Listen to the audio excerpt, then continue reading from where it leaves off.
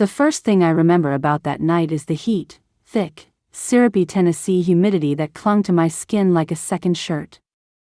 Chloe's backyard smelled like charcoal and sweet hickory smoke, the kind Brandon always claimed he could taste in the air, like some self-appointed pitmaster. Kids ran barefoot across the lawn, sliding through the sprinkler someone forgot to turn off. Cicadas buzzed their tired summer chorus. And all around me, neighbors I'd known for years were laughing and drinking and catching up like everything in the world was just fine. I kept my plastic cup close to my chest, half a beer I didn't really want warming in my hand. Brandon was already on his third, leaning too heavily into that performative charm he wore like cologne whenever he had an audience.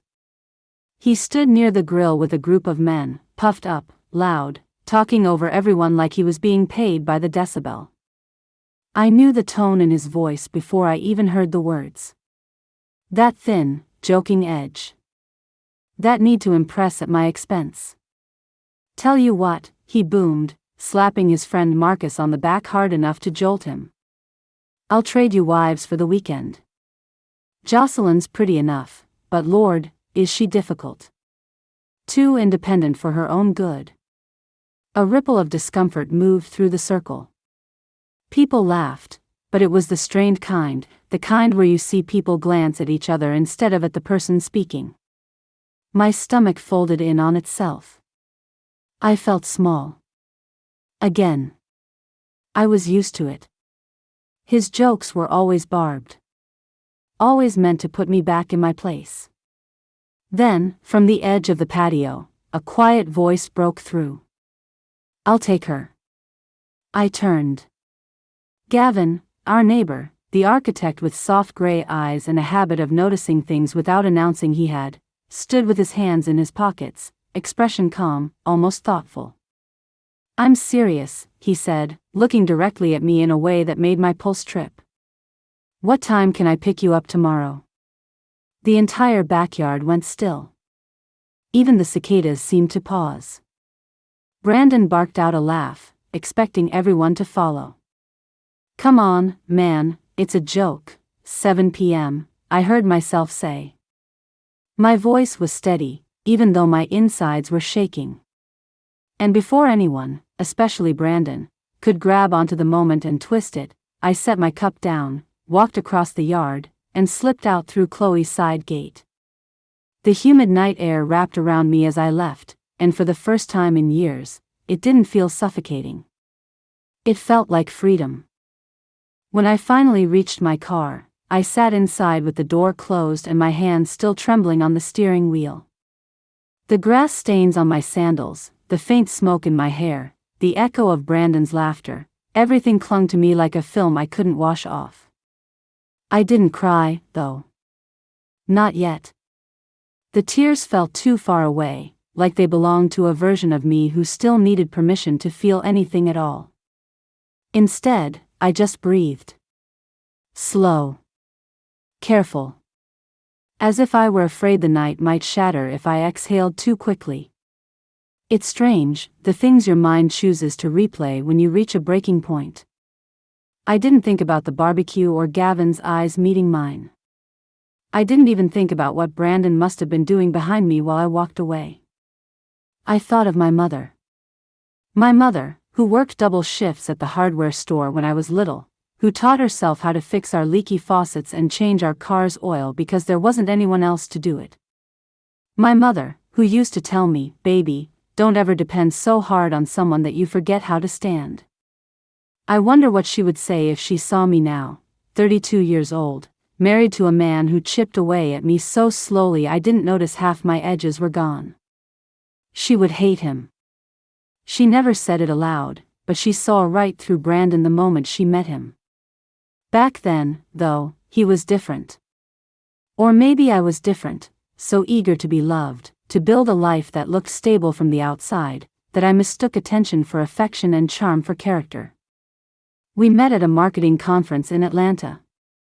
He was a salesman for a home renovation company, and I was in my second year at the agency, still bright-eyed, still believing I could climb the ladder without losing pieces of myself along the way. He was magnetic in that room, confident, Quick-witted, the kind of man who told stories with his whole body. When he asked for my number, my cheeks almost hurt from smiling. In the beginning, he adored my ambition. He said it was sexy, how organized and driven I was. He bragged about me to his coworkers. He brought me coffee during late nights at the office. He made me feel like I could do anything. But like many things with him, the admiration curdled into something else. The first time he made fun of me in front of others, it was small. We were out with his friends, and someone asked how my job was going.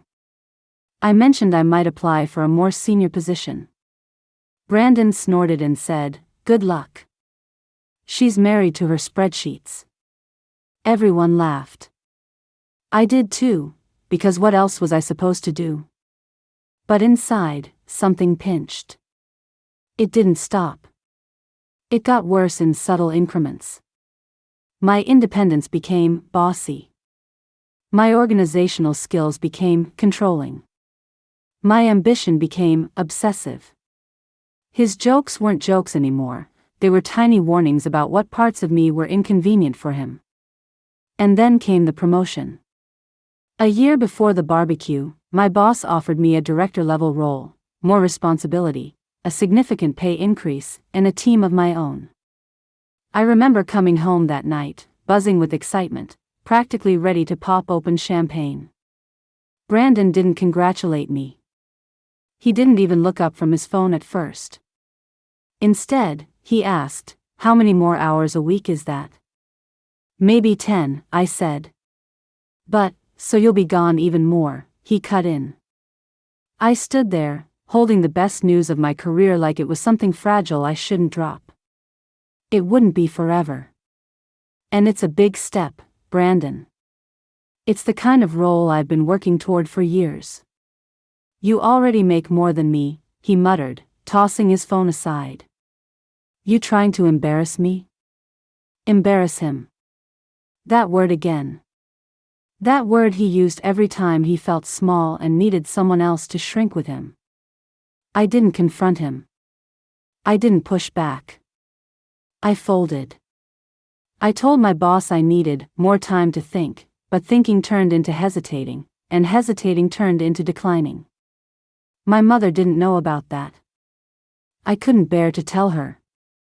That sacrifice was the moment something in me dimmed. Not extinguished, just dimmed, like someone turned down the brightness to save energy. Because that's how I lived in that marriage, saving energy. Saving peace. Saving face.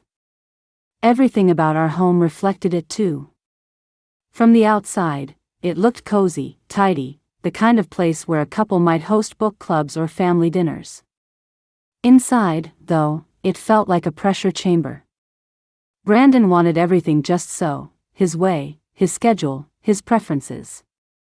He had opinions about what curtains I chose, which friends were worth my time, even how much I spent on groceries. And if I disagreed, it became a fight about my attitude, my tone, my supposed disrespect. Walking on eggshells wasn't something that happens suddenly. It sneaks up, like humidity creeping into a room until you're drenched without noticing when it started. I didn't tell Chloe either, even though she asked me once, quietly, carefully, if everything was okay at home. Chloe had always been perceptive, the friend who saw the undercurrents others ignored. But I brushed it off. Told her work was stressful. Told her I was just tired. I told myself the same thing. But the truth was harsher, I was tired because I was disappearing. As I sat in my car after the barbecue, engine off, humidity pressing against the windows, I realized something unsettling. When I answered Gavin, when I said 7 p.m., I hadn't been thinking at all.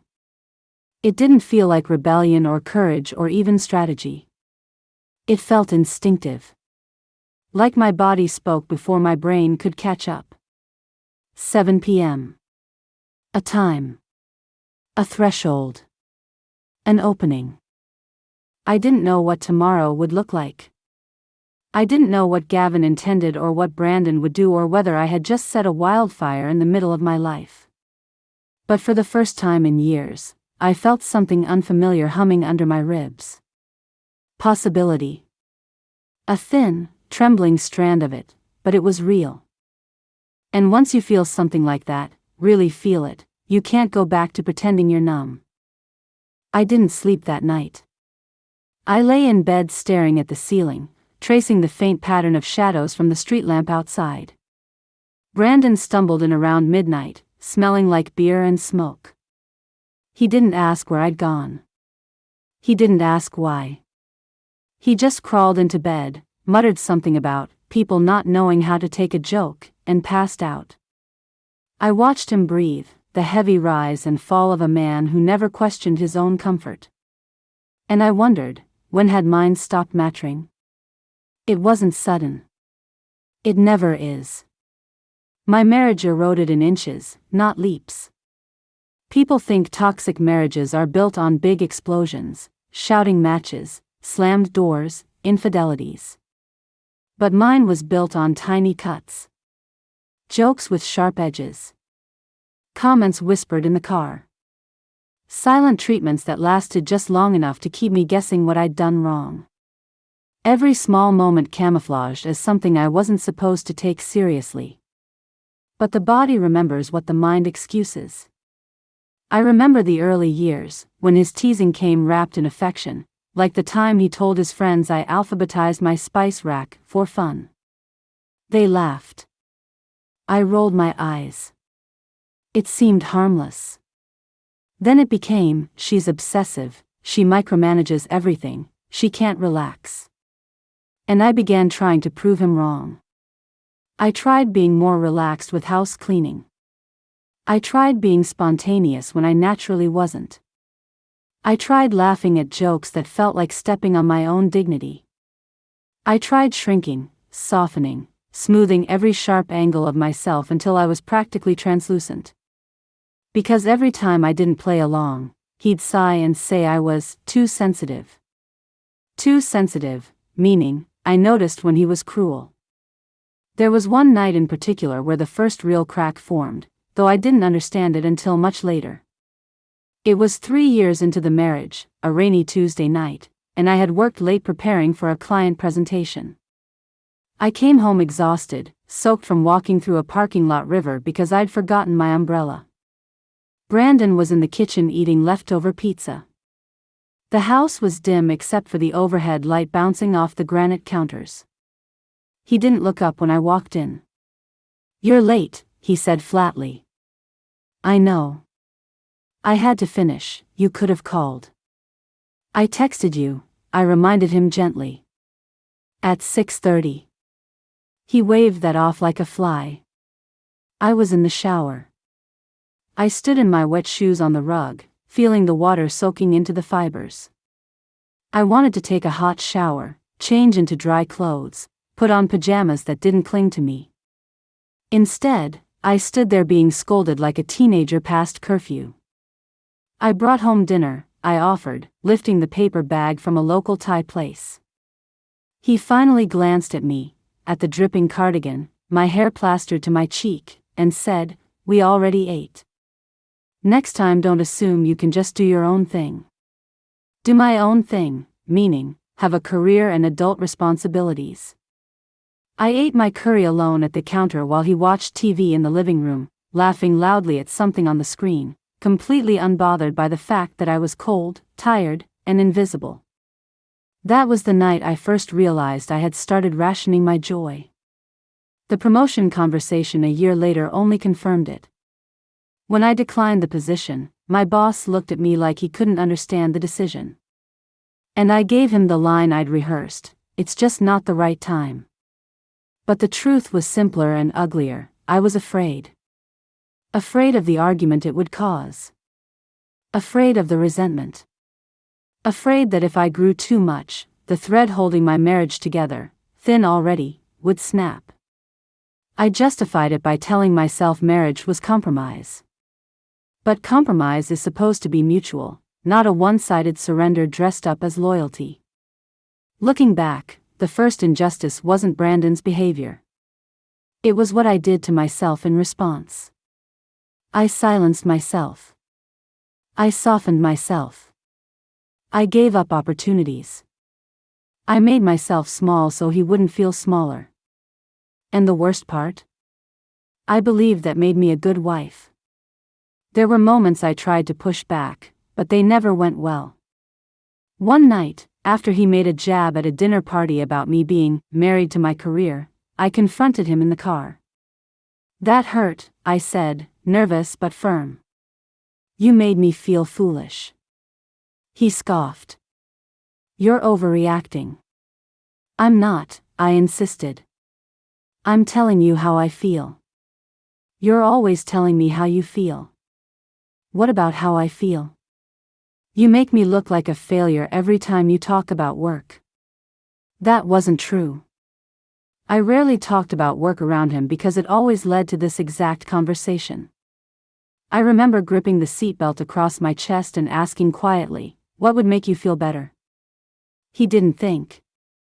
He didn't hesitate. He just said, "Dial it back. Stop being so intense. Let me lead sometimes." Let him lead. As if a marriage was a ballroom dance and my job was to follow his choreography even when I didn't hear the music. I apologized that night. For hurting him. For being ambitious. For being myself. God, how I wish I could go back and hold the younger version of me, tell her she wasn't wrong for shining. Tell her his insecurities weren't hers to fix. By the time the barbecue rolled around a year later, the ground beneath us was no longer steady. We weren't a partnership, we were a performance.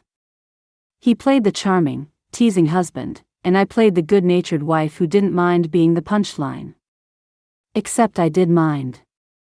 I minded more than I could admit. I felt my nerves fray every time Brandon opened his mouth in public, wondering what version of me he'd serve up for entertainment. My heart would thud against my ribs waiting for the next joke, the next dig disguised as humor. The morning of the barbecue, I remember curling my hair and thinking, maybe it'll be a good day. Maybe he'll be in a decent mood. Maybe he won't need to show off. I had already broken my own heart by hoping. Because underneath every memory, every moment, every small humiliation, there was a truth I didn't want to see yet. Not fully, not clearly. Brandon didn't love me. Not really. He loved what I could be for him, validation, stability, proof that he was worthy because a good woman stayed by his side. But he never loved me in ways that required responsibility. Or respect. Or humility. Still, I convinced myself it wasn't that bad. Because when you've spent years adjusting your threshold for pain, the bar moves without you noticing. It wasn't until the barbecue, with the beer-breathed laughter and the sticky summer heat and that awful moment when he offered me up like a trade-in, that I realized just how far from myself I had drifted. And when Gavin looked at me, not amused, not uncomfortable, but curious, something inside me stirred. A piece of me I thought I'd buried deep under compromises and compromises of compromises. A piece that still believed I deserved more. That moment at the barbecue wasn't the beginning of my story. It was the result of all the tiny injustices, his, and my own, that led up to it. But it was the spark. The quiet, dangerous spark that finally made contact with something dry and brittle inside me. And in the morning, when Brandon demanded an apology, he would discover exactly what happens when a woman stops shrinking. Chloe's backyard was always the unofficial gathering place on Maple Avenue. She had the biggest deck, the coldest coolers, and the kind of easy, boisterous energy that made everyone feel welcome. The moment I stepped through her sliding glass door that evening, the warm, humid air hit me full in the face, thick with the scent of grilled ribs, sweet corn, and charcoal smoke that clung to every thread of my sundress. People waved and greeted me with smiles, and for a moment, I almost forgot the tension simmering at home. Almost. Brandon slipped his arm around my waist the second he saw me, pulling me close in a way that looked affectionate but felt like positioning, like he needed the world to see I was his, claimed, handled. "There she is," he said loudly, as though presenting me to a crowd. "My wife. The only woman I know who can turn grocery shopping into a military operation." Laughter. Light, uncomfortable chuckles. Mine included. The first of the night's many small humiliations. I found a place at the picnic table next to Chloe, who gave my hand a quick squeeze under the tablecloth. She could read my body language better than anyone. "Hey," she murmured. "You okay?" "Sure," I lied, grateful she didn't press. Kids darted around with popsicles dripping onto their wrists. People drank beer from red cups and argued about baseball standings. The cicadas buzzed so loudly they seemed woven into the air itself. It looked like the perfect summer night, the kind you're supposed to want to remember forever. But all I felt was an uneasy pressure building under my ribs. Brandon was in full performance mode, telling exaggerated stories, laughing too loudly, using jokes as props to elevate himself while knocking the rest of us down one subtle inch at a time. When he joined a group near the grill, I didn't move to follow. I stayed on the patio, chatting with Chloe, determined to give myself a small bubble of peace. That bubble burst 5 minutes later. "Come on, Marcus," Brandon boomed from the patio steps, "you'd be lucky to trade wives with me for a weekend." "Jocelyn's smart, sure, but Lord, is she stubborn. Too independent for her own good." The words cut through the air like a serrated blade. Conversation stuttered around us. Chloe's eyes snapped to mine. I froze. Marcus laughed, but it wasn't a comfortable sound. It was the sound people make when they don't know what else to do. Brandon continued, encouraged by the attention. "Hell, I'd trade her for someone who didn't feel the need to correct me all the damn time." More awkward laughter. My face burned so hot I thought the mosquitoes would stick to my cheeks. My hands shook beneath the table. He waited, for my reaction, for the flush of embarrassment he always mistook for flattery, for the chuckle he expected me to provide like a tip jar being filled. But before I could move, before I could swallow down the hurt like I usually did, a quiet voice rose from the edge of the group. "I'll take her." The shift in the atmosphere was instant and electric. I turned. Gavin stood near the garden beds, one hand tucked casually into his pocket. His expression wasn't joking or provocative, it was steady. Intentional. He looked at me, not at Brandon. "I'll gladly take her," he repeated, calmly as if discussing the weather. "If she's willing." Someone dropped a plastic cup. It hit the deck with a hollow clatter that echoed the silence. I felt the world narrow to a single, trembling point. Gavin's eyes held mine with a clarity that startled me. Something in my chest cracked open, something I didn't even realize had been locked tight. Brandon barked out a loud, forced laugh. "Okay, buddy, good one. Very funny." But Gavin didn't laugh. "What time should I pick you up tomorrow?" he asked. My throat tightened. Something inside me, the part that had shrunk, bent, twisted itself into submission over the years, rose. And then I heard my voice. 7 p.m. It came out steady, almost serene, as if I had rehearsed it. The silence that followed swallowed the entire backyard. Brandon's face drained of color. His beer-hazy confidence evaporated in a flash of panic I had never seen from him before. "What?" he sputtered. I stood. My legs wobbled but held. I didn't say anything else, not to him, not to anyone. I didn't owe explanations. I didn't owe a performance.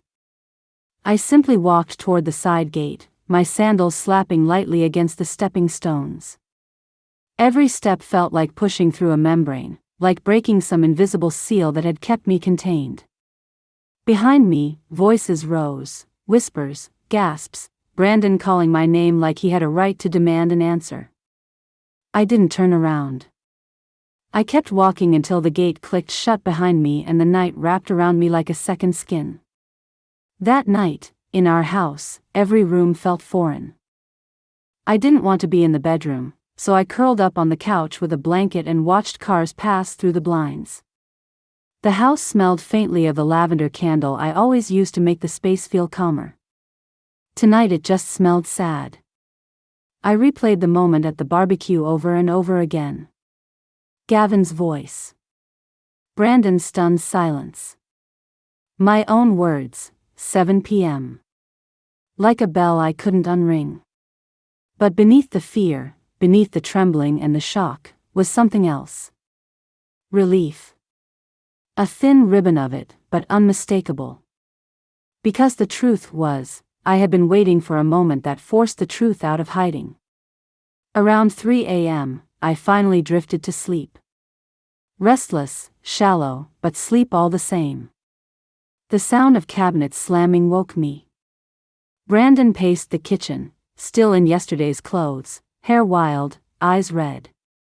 "You're up," he snapped when I entered, though he was the one who'd woken the entire block with his banging. "We need to talk." I poured a glass of water, refusing to match his tempo. "What happened last night," he growled, "was unacceptable. You embarrassed me. You embarrassed yourself. And I need you to fix it." "Fix what?" I asked. He blinked, thrown by my tone. I wasn't defensive. I wasn't apologetic. I was calm. "You're going to call Gavin," he said, regaining his bluster. "You're going to apologize. And you're going to make it clear it was a joke. You made me look like a fool." "No," I said. The word dropped like a stone. "No," he repeated, voice rising. "What do you mean, no?" "I'm not calling him. I'm not apologizing for responding to a joke you made at my expense." "It was just a joke," he spat. "It never is," I murmured. He slammed a cabinet so hard it rattled the dishes. "You've lost your damn mind, Jocelyn. You think you can humiliate me and just walk away?" "You humiliated me first," I said quietly. "For years." His jaw clenched. "You're my wife. You don't get to talk to me like that." There it was, the ownership he so often implied but rarely stated outright. For a moment, he seemed shocked at his own words. But I wasn't. I'd known this was who he was. I just hadn't let myself admit it. He pointed to the door. "If you walk out tonight, if you so much as go near that man, don't bother coming back." Ordinarily, that threat would have sent me spiraling, terrified of losing the marriage, of being alone, of feeling like I had failed. But something had shifted. The threat no longer scared me. It clarified me. I set my glass down and met his gaze. "Then I guess you should prepare yourself," I said, "because I'm going." His mouth fell open. He looked around the kitchen, as if searching for the script we always followed, me apologizing, me backtracking, me soothing his ego. But not this time. He stared at me like he didn't recognize me. The truth was, I was only just beginning to recognize myself. The rest of the day passed in a surreal haze. Brandon avoided me, slamming doors, stomping around, muttering under his breath. I moved through the house quietly, steady, finishing laundry, answering work emails, making myself lunch. Normal tasks. But with each one, I felt a growing sense of self returning, like blood flowing back into a limb that had been numb too long. At 6:30, I showered. Put on a simple dress, navy blue, soft cotton, one Gavin had once complimented in passing during a neighborhood event. I didn't wear it for him. I wore it because it made me feel like myself. At 6:50, I grabbed my purse. Brandon blocked the door. You're really doing this, he said, voice hoarse. Yes. He shook his head. You're throwing our marriage away over a joke. No, I said. You did that long before last night. He stepped aside, not because he wanted to, but because he didn't know what to do with a woman who no longer feared him. I walked to the driveway.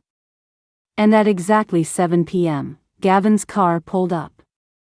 That was the moment the world pivoted. The moment the match met the fuse. And the moment I discovered just how powerful a quiet, unwavering decision can be. Gavin's car was a deep forest green sedan, clean, modest, nothing flashy. When he stepped out, he didn't stride toward me like a man making a claim. He didn't radiate smugness for having won anything. He simply walked around to the passenger side and opened the door with a soft nod, as if to say, this is your choice, not mine. Evening, Jocelyn, he said, voice steady, warm. You ready? I was. And I wasn't.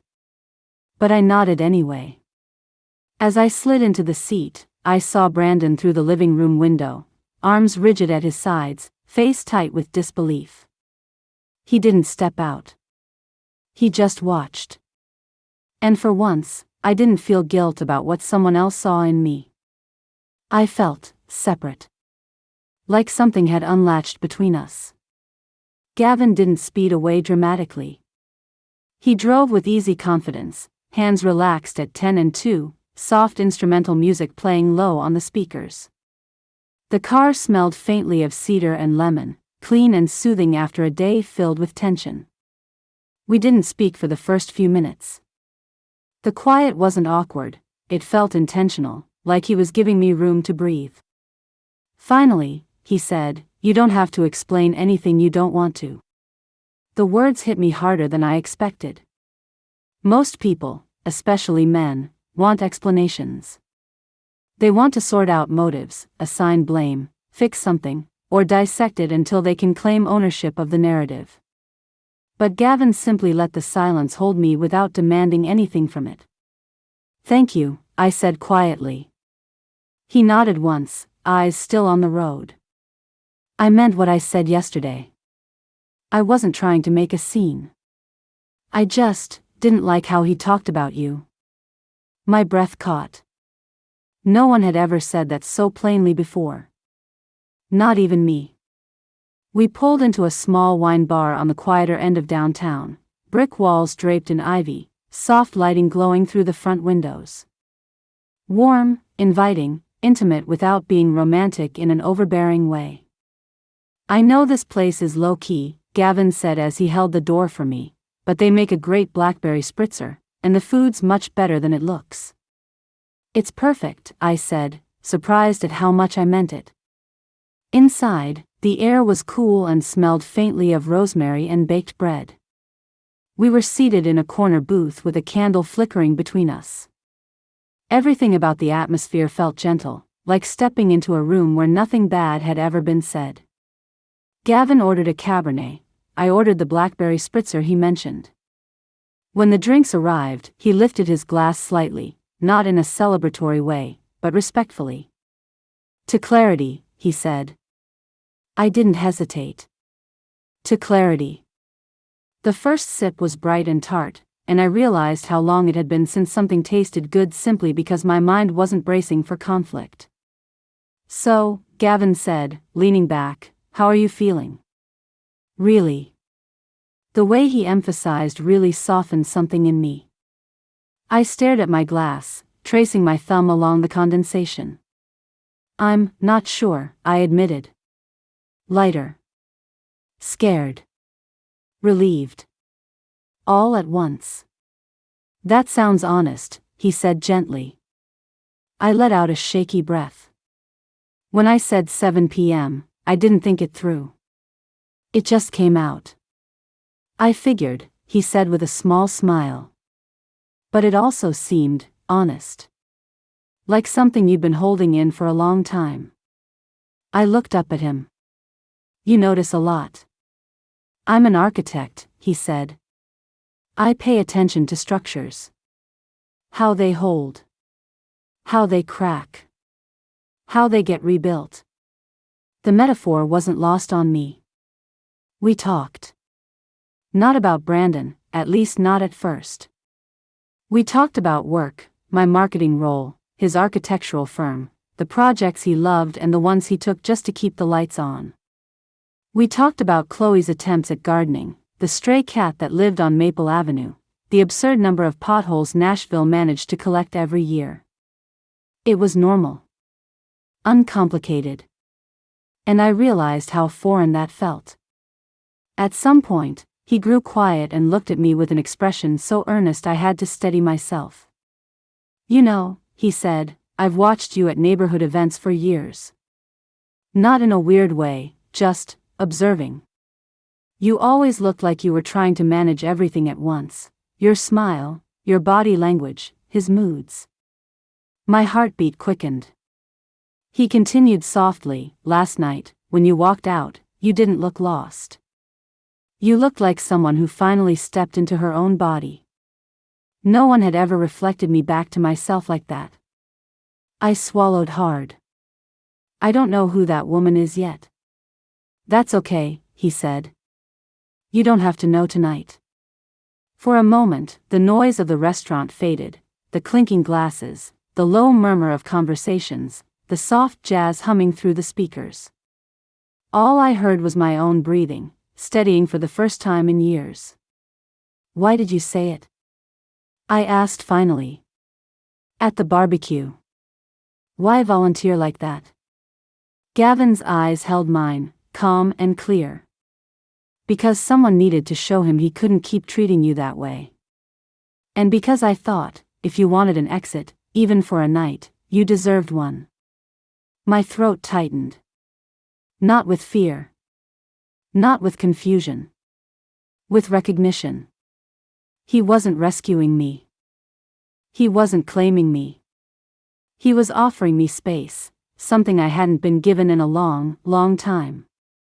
When the check came, he didn't rush. He didn't hint at anything else happening afterward. He just walked me to the car and opened the door again, as patiently as before. On the drive home, he said quietly, whatever happens next. I hope you choose what feels true for you. I didn't answer, because I didn't know yet. But as he pulled into my driveway, I noticed something strange. The house didn't look like home. It looked like a place where I had once lived. Gavin didn't lean in. He didn't ask to see me again. He simply said, "Take care of yourself tonight," before driving away. I stood there under the porch light, heart racing with something unfamiliar. Hope, maybe. Or the beginning of it. I slept a little better after the date with Gavin, if only because I finally felt like I'd inhaled real air for the first time in years. Still, I woke the next morning with the heavy awareness that the ground around me was shifting. I could feel the tension in the house before I even stepped out of the bedroom. Brandon wasn't in the kitchen. He wasn't stomping around. He wasn't glaring at me from the couch. He was gone. A note sat on the counter, written in his sharp, slanted handwriting. We need to talk. Dinner tonight. 8 o'clock, our churros. Don't be late. It wasn't an invitation. It was a command. Our Churros was the nicest Italian restaurant in town, the kind Brandon always complained was too expensive unless he needed to make a point. I knew instantly what this dinner was, a performance. A reset. A chance to reassert control in an environment where he could pretend we were the glossy couple he loved people to see. I stared at the note until my eyes blurred. A part of me wanted to crumble it. Another part wanted to tear it in half and leave the pieces on the floor like shedding skin. But the version of me who read that note wasn't the version who would be appearing at our churros. I spent the day working from home, numb and clear at the same time. I answered emails. I made myself lunch. I ran a load of laundry. All normal tasks, but my body felt like it was preparing for impact. When 7:30 rolled around, I showered and slipped into a simple black dress. Not for him. Not to impress. But because I wanted to feel anchored in myself. I tied my hair back, put on minimal makeup, grabbed my purse, and drove to our churros with the windows down and the night air cooling my nerves.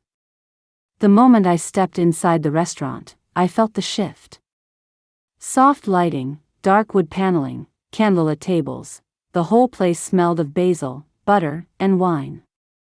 The hum of conversation was low and elegant. Everything about the atmosphere contrasted sharply with the tension coiling in my chest. Brandon was already seated at a table near the back. And he was drunk. Not stumbling, slurring drunk. Righteous, simmering drunk. The worst kind. His eyes were glossy, his cheeks flushed.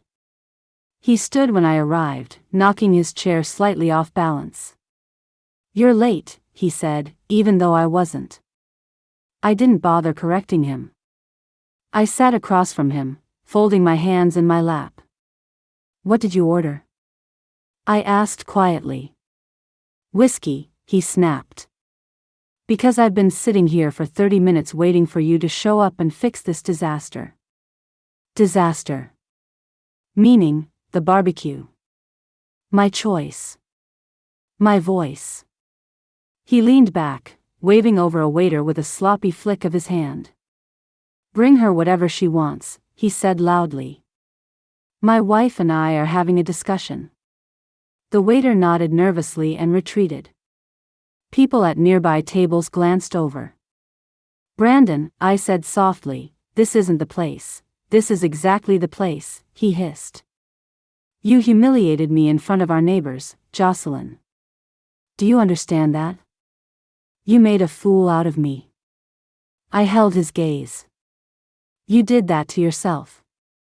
His mouth fell open, stunned. He wasn't used to me speaking plainly, without cushioning or apology. "What the hell has gotten into you?" he demanded. "Honesty," I said. He slammed his hand on the table. Silverware rattled. A woman at the next table jumped. The candle between us flickered wildly. "Do not do this here," he growled. "Then stop yelling," I replied. He leaned forward, breath heavy with whiskey. "You think going on some pity date with Gavin makes you special? He doesn't even want you. He just wanted to embarrass me." I felt a deep, quiet clarity settle inside me. "It wasn't about him," I said. "It was about me. About choosing myself for once." He barked a harsh laugh. "Oh, spare me. You've always had it easy. Everything handed to you. And I've put up with your attitude, your career obsession, your need to control everything. And this is how you repay me?" Repay him. As if my life were something he purchased. My voice came out steady, softer than I expected. "You don't get to own me, Brandon." His face twisted. "I'm your husband. That means something." "It does," I agreed. "And that's why what you've done hurts as much as it does." "What I've done?" he spat. I took a deep breath, the candlelight flickering in my peripheral vision. "You belittle me in public. You use jokes to make me small. You punish me when I succeed. You shame me when I set boundaries. You twist things so that you're always the victim and I'm always the problem." His mouth opened, but I kept going. "I turned down a promotion because you said it made you feel insecure. I stopped talking about my work because you resented it. I shrank myself to keep the peace in our home. And you still weren't happy." He stared at me like he was seeing me for the first time. Or maybe like he realized I had been seeing myself for the first time. "You're being dramatic," he said weakly. "I'm being honest." The waiter arrived with my drink and froze mid-step, sensing the tension. "You okay here, ma'am?" he asked cautiously. Before I could speak, Brandon snapped, "We're fine." But for the first time ever, I didn't defer. I didn't look at Brandon for approval. I looked directly at the waiter and said, "Yes. Thank you." Brandon's jaw tightened. His voice rose again. "This is ridiculous. You're my wife, and you're coming home with me, and we're going to forget this whole..." "No," I said. The word rang out louder than the restaurant noise, louder than his anger, louder than my own heartbeat. "No," I repeated. "I'm not going home with you." Gasps. Chairs shifting. A woman whispering to her partner. Brandon's face went crimson. "You can't just..." "I can," I said. "And I am." He stood up so fast the chair tipped backward and clattered to the floor. People turned fully now. The entire room watched him unravel. "This is insane," he shouted. "You're throwing away 7 years, for what? For some quiet guy who doesn't even want you?" "No," I said a final time, rising to my feet. "I'm leaving because I'm done being treated like property." His mouth opened, but no sound came out. It didn't matter. I walked out of our churros with steady steps, the candlelight fading behind me, the restaurant door swinging closed on the final moment of my marriage. And as I stepped into the warm Nashville night, the air smelled new, like rain about to fall, like something fresh, like the promise of a life I had nearly forgotten I deserved. I knew exactly what I needed to do when I got home. I was going to ask for a divorce. And nothing, not Brandon's anger, not his guilt, not the years I had spent shrinking myself to fit him, was going to stop me. When I pulled into the driveway after leaving our churros, the house looked different, not physically, but in the way a familiar place can suddenly feel, misaligned. Like a picture frame that's been slightly crooked for years, and only now do you see how wrong it's been. The porch light glowed weakly. The air was thick, warm, humming with cicadas. But I no longer felt like I belonged inside those walls. Brandon was waiting for me in the living room. He stood the moment I opened the door, swaying slightly. His shirt was wrinkled, collar askew, eyes bruised with exhaustion and whiskey. "Jocelyn," he said, voice tight. "We need to talk." "I know," I replied. I placed my keys on the entry table with a calm I didn't feel, but desperately needed. He rubbed his face with both hands. "Okay. Look. I messed up tonight. I get that. I shouldn't have yelled. I shouldn't have, whatever. But you blindsiding me like that in public? What the hell were you thinking?" I didn't sit. I didn't argue. I didn't defend. I merely said the words that had crystallized in my chest the moment I walked out of the restaurant.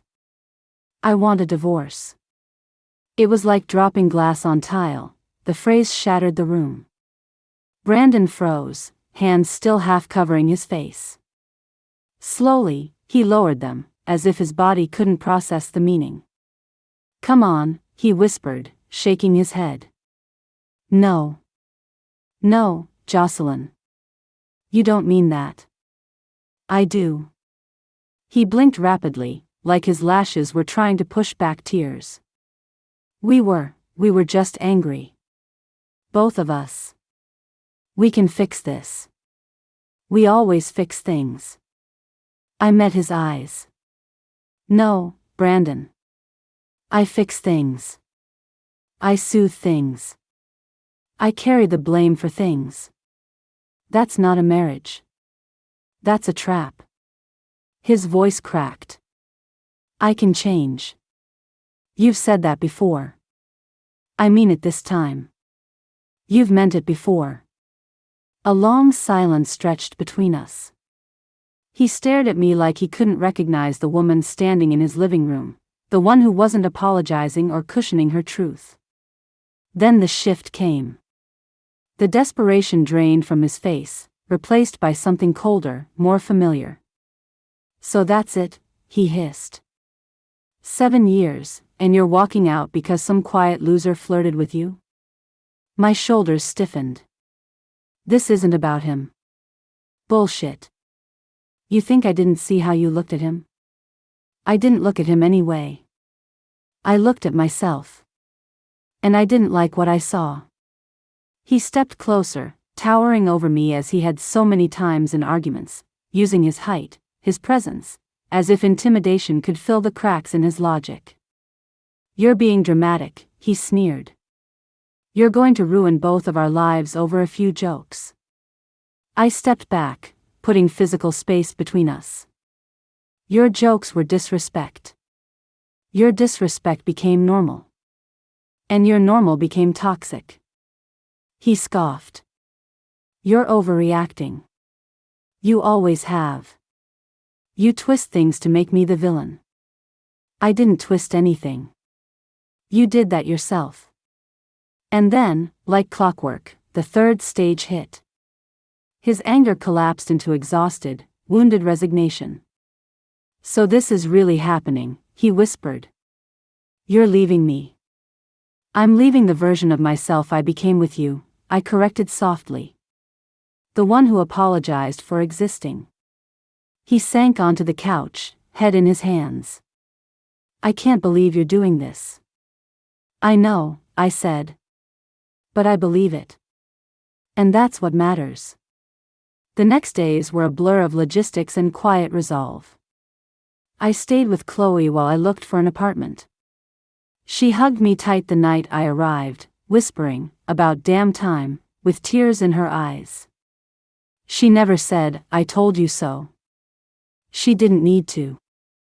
I found a place in Germantown, a bright apartment with big windows that let the morning light spill across the hardwood floors.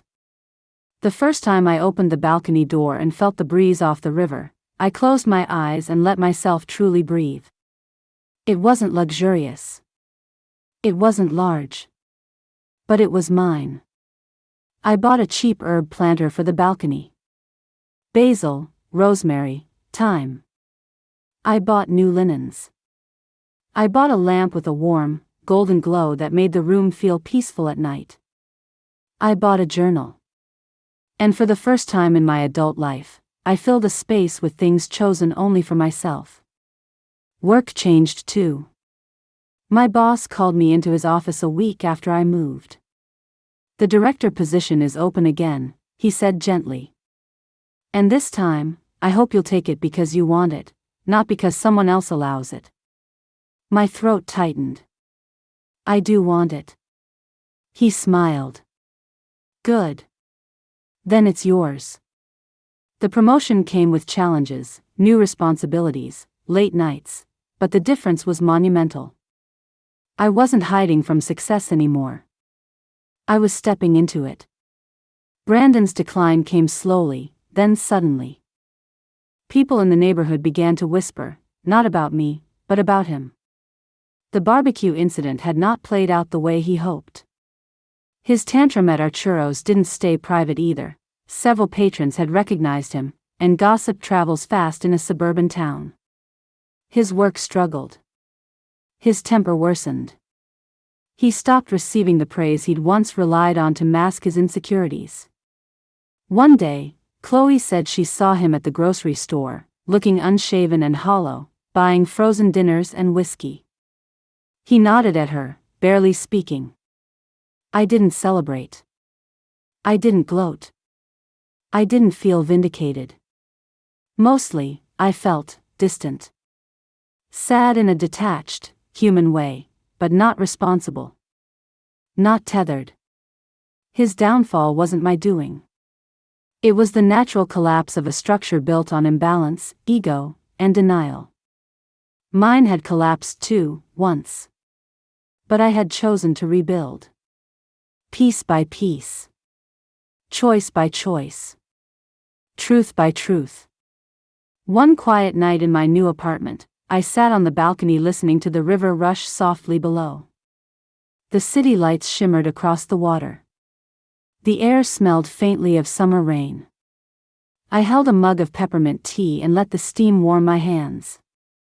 For the first time in years, I felt fully inside my own body. Present. Unhidden. unapologetic. That night, it hit me with quiet certainty. I hadn't lost a marriage. I had reclaimed a life. A year later, Chloe's backyard looked the same, but I didn't. The air was thick again with that familiar Tennessee humidity, the smell of charcoal drifting across Maple Avenue. Kids chased each other around the same sprinkler. The cicadas sang their summer song like they always had, a steady hum that wrapped around the evening. But everything inside me was different. I walked through the gate with a bowl of pasta salad balanced on my hip, my hair pulled up loosely, my sundress fluttering against my legs. I felt light. Not performative light, not brittle light, but grounded light. The kind that comes from living a life that finally fits. Chloe spotted me and waved me over, her smile wide and real. She hugged me tightly. "My girl," she said into my ear, "look at you. You're glowing." "I'm sweating," I laughed. "Same thing," she teased. I set the bowl on the picnic table, and as I straightened up, I saw Gavin across the yard. He wasn't surrounded by people or showing off or performing. He was leaning against the deck railing, sipping a soda, talking quietly with Marcus about home renovations. When his eyes lifted and found mine, he smiled, a small, warm, steady smile that went straight to my center. A year wasn't long or short. It was the exact time we needed. We didn't rush into anything after the divorce. He gave me space, real space, to heal, to learn my routines, to adjust to the quiet of my new apartment. But he checked in. Not constantly. Not intrusively. Just, with intention. A text saying, "Hope today was kind to you." A coffee left at my doorstep on a morning he knew I had a difficult meeting. An invitation to walk by the river when the weather turned cool. Our relationship grew the way a healthy foundation should, slowly, deliberately, with respect on both sides. Now, as I crossed the yard, he pushed off the railing and met me halfway. "Hey," he said softly. "Hey. You made it. I wouldn't miss it." The conversation didn't need embellishment. The silence between us felt full, not empty. We wandered to the edge of the yard where the lantern lights hung low and warm. Gavin looked around at the gathering, the laughter, the clatter of plates, the glow of fireflies blinking in the grass. "Feels like last year and another lifetime all at once," he murmured. "It does," I agreed. He studied my face for a moment.